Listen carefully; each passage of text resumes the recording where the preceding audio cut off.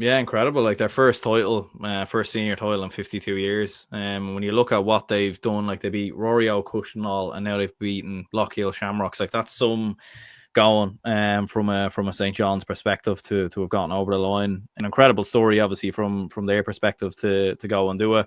Oshie McManus was outstanding with 1-2. Donald Carson with a goal as well. Shay Shannon with 5 points.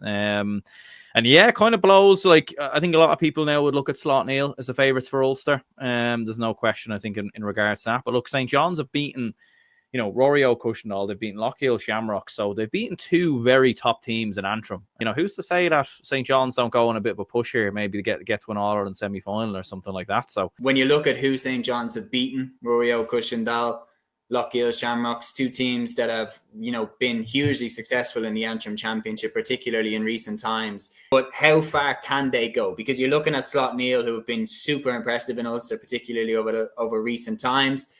Can they wrestle the crown off them too? And interesting enough, would the fact that Slot Neal lost the football now actually be something that is a negative towards the likes of Portaferry, the likes of St. John's? Because if Slot Neal were still going in the football, they almost have to spin too many plates. They definitely have a chance of doing it. You'd still fancy Slot Neal to do it, considering their experience and considering their know-how and considering their want in many ways.